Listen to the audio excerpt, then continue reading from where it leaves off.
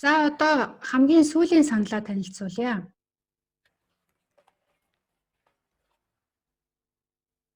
Энэ бол анааш сандал. Хамгийн үзэсгэлэнтэй атлаа суухад хамгийн хэцүү сандал.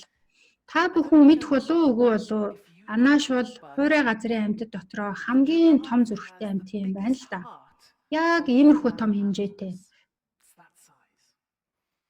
Тэр хамгийн том зүрхтэйгээс гадна бас хамгийн урт хүзүүтэй.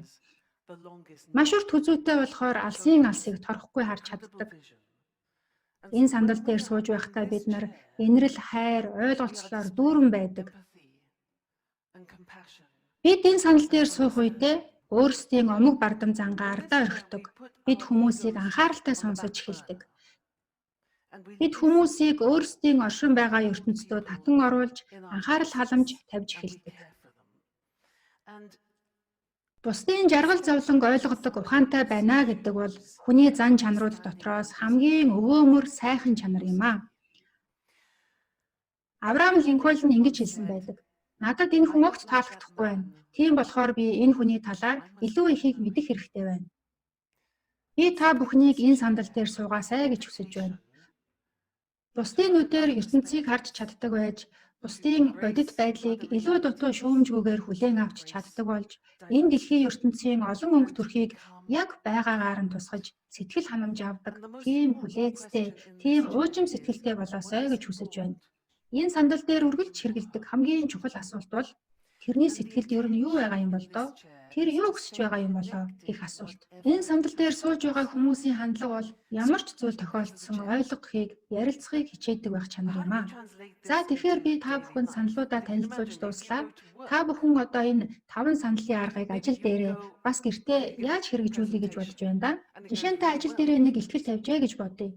Илтгэлээч амжилттай дуусгаад сэтгэл дотроо ёстой, янзтай, гайхалтай сайхан боллоо гэж боджээ. Гэтэл дараа нэг хурал боллоо. Хурлын нөхцөл байдал тааруухан, өөр улам бүр дорцсоор байлаа. Тэр үед та энэ улаан эсвэл шар сандал руу шилжин ирж суухан дамжиггүй. Харин бидний өдөр тутамдаа сууж туршиж үзэх учиртай сандал бол энэхүү хадны дургам нэртэй хүлээлгийн сандал.